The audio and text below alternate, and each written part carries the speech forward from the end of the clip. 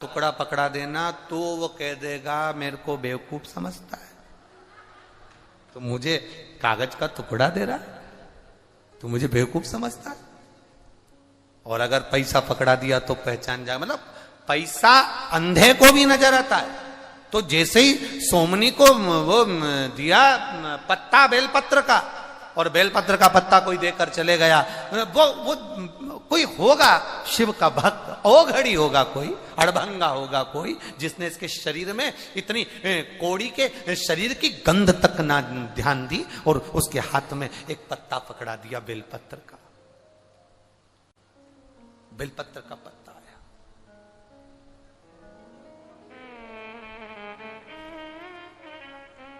सोमनी मन में सोची,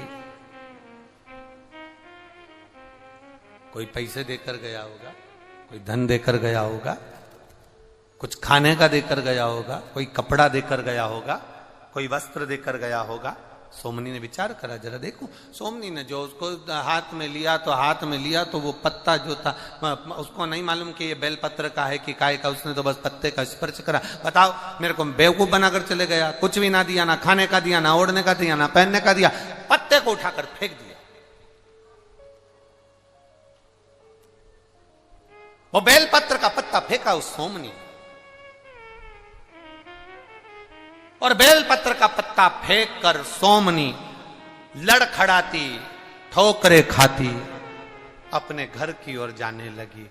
दिन भर शिवरात्रि का निकल गया, रात भर निकल गया, इसको ना भोजन मिला, ना रात को ये सो सकी, क्योंकि रात भर चलती चलती अपने घर की ओर चले जा रही है, भटक रही है। इसको नहीं मालूम कि आज शिवरात्रि है, और वो पत्ता जो इसने पटका था, हवा तेज चढ़ गई, और हवा जो चली तो वो पत्ता उड़ते उड़ते महाबलेश्वर के शिवलिंग पर जाकर गिर गया। शिवलिंग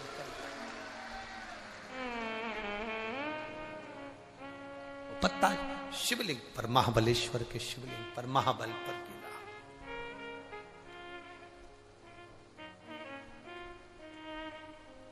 सुबह का ब्रह्म मुहूर्त था। सोमनी ठोकर खाकर जमीन पर गिरी थी, कौड़ी शरीर था, आंख से अंधी थी, रोगग्रस्त थी, प्राण छूट गए। प्राण छूटे तो मेरे देव अधिदेव महादेव नंदी लेकर उसके लिए खड़े थे।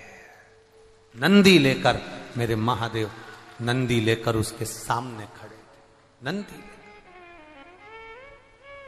जब नंदी लेकर मेरे देव अधिदेव महादेव उसके सम्मुख खड़े, नंदी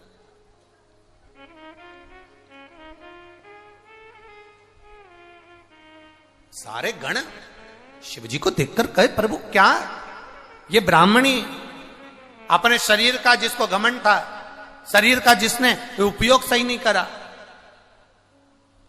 बछड़े को मार दिया, उसका मांस खा गई, चंडालिनी बन गई, आंख से अंधी थी, कौड़ी थी, शरीर बेकार था, और आप जिसने कोई पुण्य नहीं करा, उस पुण्य नहीं करने वाली को भी आप नंदी पर लेने आए, आप भोलेनाथ स्वयं चलकर आए। शंकर भगवान ने कहा, जब इसके हाथ से बछड़ा मारा गया, मारते से इसके मुख से शिव शिव 2 बार निकला, परंतु ये गलत विचार में पड़ी हुई थी, इसलिए वो बछड़ा भी, मांस भी उसका खा गई। ब्राह्मण होने के बाद भी ये अच्छा कर्म नहीं कर पाई। 2 बार शिव कहा था, इसलिए ये मरे हुए सड़े हुए कुत्ते की इल्ली नहीं बनी, और ये एक चंडाल के घर में जन्म ले ली, पर शरीर इसका बेकार हो गया। उस 2 बार शिव बोलने के लिए ये महाबलेश्वर के मंदिर के पास भिक्षा मांगने शिवरात्रि के दिन पहुंच गई। शिवरात्रि के दिन इसने ना कुछ खाया, ना पानी पिया, भिक्षा के लिए खड़ी रही, इंतजार करती रही, झोली फैलाती रही दरवाजे पर देवाधिदेव महादेव के, और पुकारती रही महादेव के दरवाजे पर, आवाज लगाती रही, कुछ नहीं मिला। दिन भर हो गया, कोई बेलपत्र देकर गया, फेंक दिया। वो बेलपत्र शिवरात्रि के दिन हवा में उड़कर शिव जी कहते हैं मेरे शिवलिंग पर जाकर गिर गया, और मेरे शिवलिंग पर जाकर गिरा। उसके बाद रात भर इसे नींद न आई, रात भर जागती रही, और करमटे बदलती रही। शिवरात्रि का इसने जागरण भी कर लिया, बेलपत्र भी चढ़ गया, खड़ी खड़ी इंतजार भी करती रही और व्रत भी पूरा हो गया। इसलिए शिव जी कह रहे हैं अब मुझे इसको कैलाश पर लेकर जाना पड़ेगा, इसको कैलाश पर।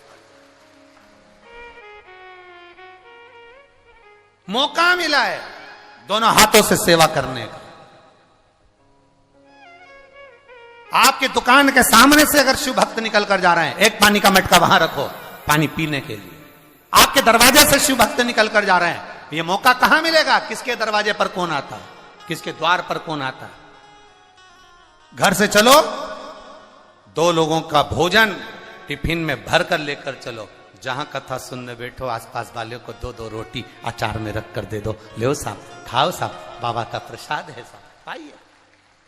घर में जो भोजन, घर में जो खाते हो उसको भोजन कहते हैं, होटल में जो खाते हो उसको खाना कहते हैं, और भगवान की कथा में बैठकर जो खाते हो उसको प्रसाद कहते हैं। उसको भाव से पाइए, दिल से, हृदय से, चित्त से, आनंद से। ये मौका नहीं मिलने वाला।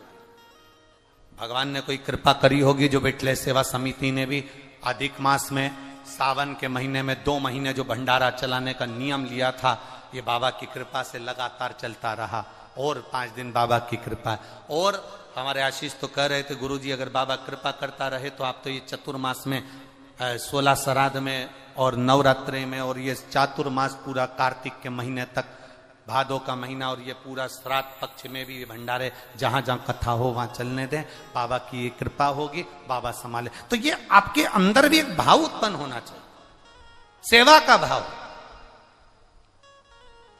एक आदर का भाव, एक सत्कार का भाव।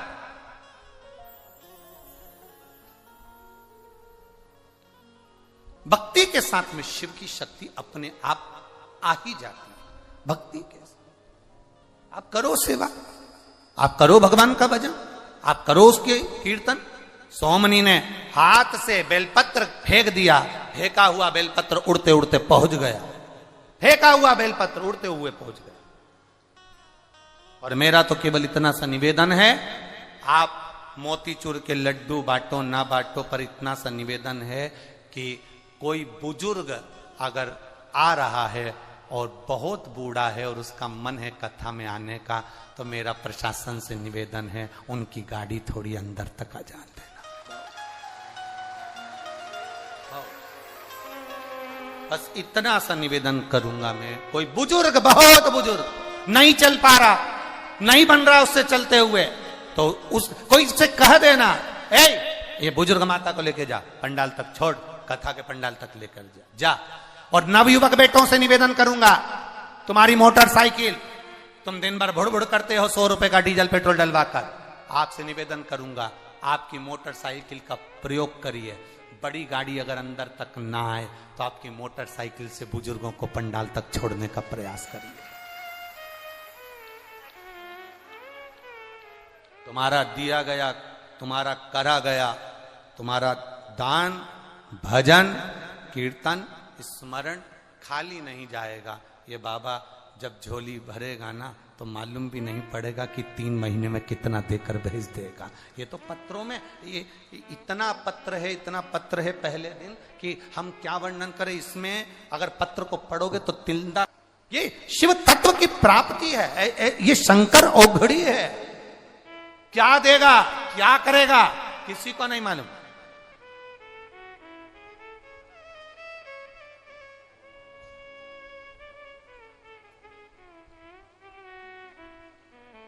किसी ने कहा गुरुजी कथा सावन में सुनना चाहिए, भादों में सुनना चाहिए, कुंवार में सुनना चाहिए, कार्तिक में सुनना चाहिए, जनवरी में सुनना चाहिए, फरवरी में सुनना चाहिए, मार्च में सुनना चाहिए, कौन से महीने में सुनना चाहिए और कौन से महीने में किस पक्ष में कथा को श्रवण किया जाता है। हमने कहा ये शिव महापुराण की कथा है, जिस दिन तुम्हारा दिल कर जाए, ना सावन देखना, ना भादो देखना, ना जनवरी देखना, ना फरवरी देखना, जब तुम्हारा मन करे तब बाबा के पंडाल में बैठकर या टीवी के सामने आस्था चैनल पर तुम्हारा दिल कर जाए, उस दिन आसन लगाना जमीन पर और बैठ जाना। 2 चीजें जमीन पर बैठकर करना चाहिए। एक जीमना, जीमना जानते हो, बोलो जम के बोलो जरा। एक जीवन जमीन पर बैठकर करो और एक भजन जमीन पर बैठकर करो। दो चीजें जमीन पर बैठकर करो। एक जीवन भोजन करने बैठो तो जमीन पर बैठकर करना, और भजन करने बैठो तो जमीन पर बैठकर करना। आसन लगाओ, जमीन पर बैठो और भजन करिए। आसन लगाओ, जमीन पर बैठो और भोजन करिए। दो चीजें जमीन पर बैठकर करना। क्या होगा उससे, क्या फल मिलेगा उससे, कर कर देखिएगा।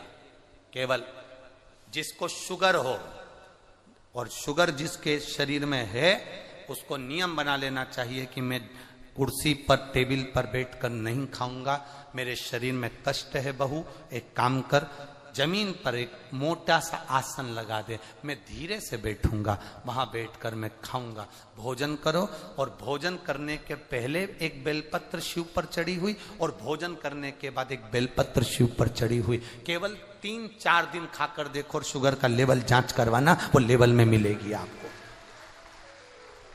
भोजन जमीन पर बैठकर करा जाए, भजन जमीन पर बैठकर करा जाए, जमीन का तत्व हमारे शरीर में होगा तो हमारे जीवन के रोगों को समाप्त करेगा।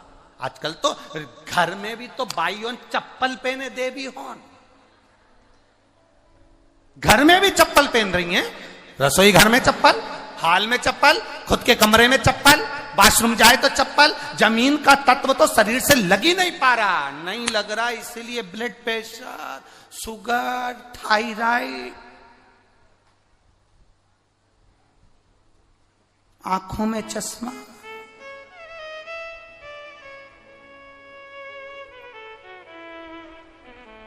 ये आकाश है, जमीन तत्व मिल कहां रहा है, जमीन तत्व की प्राप्ति कहां हो रही है।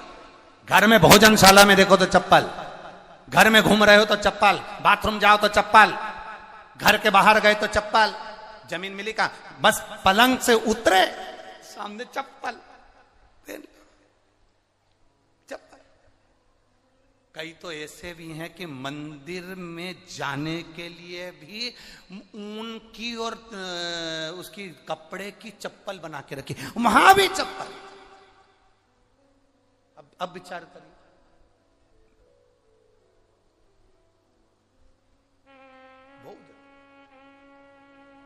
भोजन भजन बैठकर करना प्रारंभ कर दो। जब तुम बैठकर करोगे, थोड़ा सा तुम्हें भले लगेगा कि गुरुजी मेरे को तो डॉक्टर ने कुर्सी पर बैठने का बोला है, मेरे शरीर में कष्ट है, मेरे शरीर में रोग है। देखो, अगर तुम अंदर से बलवान हो ना, अंदर से अगर बलवान हो ना, तो बड़े से बड़े रोग को हराने की सामर्थ्यता तुम्हारे अंदर है। और अगर तुम अंदर से बलवान नहीं हो तो रोग तुम्हें घेरता चले जाएगा। अंदर से बलवान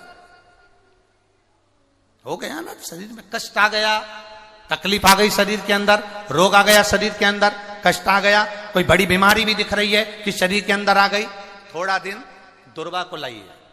क्या लाओगे, जम के बोलो जरा। दुर्वा, दुर्वा देखिए सब लोगों ने, दुर्वा, दुर्वा के नीचे का जो भाग होता है, जब आप दुर्वा तोड़ेंगे तो ऊपर हरा हरापन रहेगा, नीचे थोड़ा थोड़ा हल्का हल्का सा पीलापन रहेगा, सफेदपन रहेगा, रहता है उसमें। दुर्वा को तोड़ते हैं तो जब दुर्वा आप लेकर जाएं, देवादिदेव महादेव की अशोक सुंदरी वाली जो जगह है, उस अशोक सुंदरी वाली जगह पर 7 दुर्वा का बल आप अशोक सुंदरी वाली जगह पर किसी भी सोमवार को समर्पित करें और उस दुर्वा को उठा कर लिया। 7 दुर्वा 7 दिन तक उसको गीले कपड़े के अंदर अच्छी दबा के रख लें, और 7 दिन एक दुर्वा प्रतिदिन खाली पेट उसको खाना चबा चबा कर प्रारंभ करिए। और शरीर में अगर कमर में भी दर्द है, घुटने में भी दर्द है, और पीठ में कंधे के पास अगर दर्द है, 7 दिन खाकर देखना, धीरे धीरे धीरे धीरे वो दर्द अपने आप समाप्त होना चालू हो जाएगा। वो दुर्वा का आनंद हमारे जीवन में, क्योंकि भूमि तत्व को हमें मिल रहा है, भूमि तत्व से हमें प्राप्त हो, हम छोड़ दिए। ना हमारा भजन जमीन पर है, ना हमारा भोजन जमीन पर है, हम छोड़।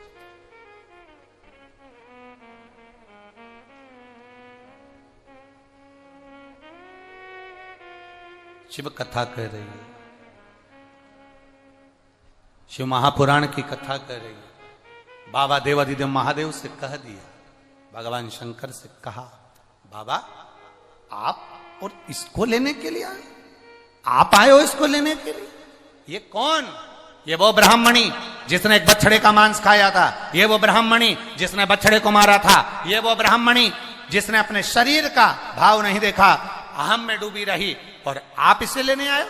देवाधिदेव महादेव ने कहा, इसने 2 बार मुख से शिव कहा था, मनुष्य की देह मिल गई थी, मनुष्य की देह मिलकर ये शंकर के दरवाजे पहुंच गई। शिवरात्रि का दिन था, भूल से भी अगर कोई शिवरात्रि के दिन देवाधिदेव महादेव पर लोटा भर जल चढ़ा देता है, भूलवश भी बेलपत्र चढ़ा देता है, आपको नहीं स्मरण आवे, हम इसलिए कहते हैं रोज शिव मंदिर जाओ। आपको नहीं मालूम कि आज सोमवार की अष्टमी है, आपको नहीं मालूम कि आज शिवरात्रि है, आपको नहीं मालूम कि आज प्रदोष है, आपको कुछ नहीं मालूम कि आज कौन सी तिथि है। भगवान को जो प्रिय तिथि है उसी दिन तुम भगवान के मंदिर पहुंच गए, देवालय शिवालय पहुंच गए, शंकर की आराधना में डूब गए। बाबा देवाधिदेव महादेव ने साध लिया तुमको। तुम्हें नहीं मालूम कि तुमने कौन से दिन बाबा को ऊपर जल चढ़ाया, तुम्हें नहीं मालूम कि तुमने बाबा को कौन से दिन भजन करा, बस वो फल तुम्हें प्राप्त हो गया, वो फल तुम्हें मिल गया।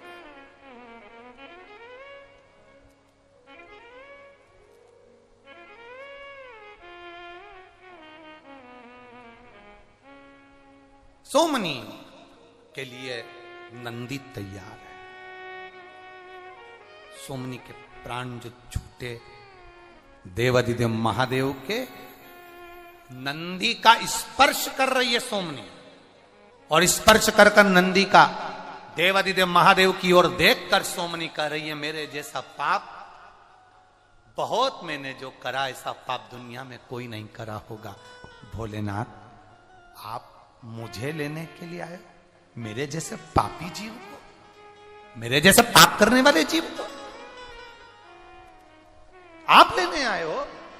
भगवान देवाधिदेव महादेव सोमनी को देखकर कहते हैं, जी सोमनी भूल से तेरे से शिवरात्रि का व्रत हो गया, भूल से तू शंकर की उदारता में डूब गई, भूल से तेरे हाथ की फेंकी हुई बेलपत्र मेरे मंदिर में पहुंच गई, भूल से। और आपसे भी कहेंगे, अगर आप हकीकत में एक बेलपत्री का पौधा नहीं लगा सकते तो भूल से कभी एक बेलपत्री का पौधा कहीं पर भी लगा देना।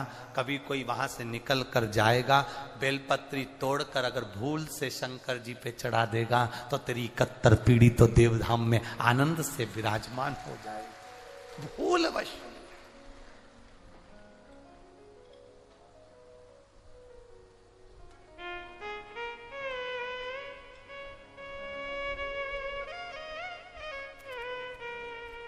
कि ये शिव तत्व को पहचाना जाए। इसरो द्वारा, इसरो के वैज्ञानिकों द्वारा चंद्रयान 3 को चंद्रमा पर भेजा गया, दक्षिण सतह पर। उस इसरो के वैज्ञानिकों के जो सचिव हैं उनसे पूछा गया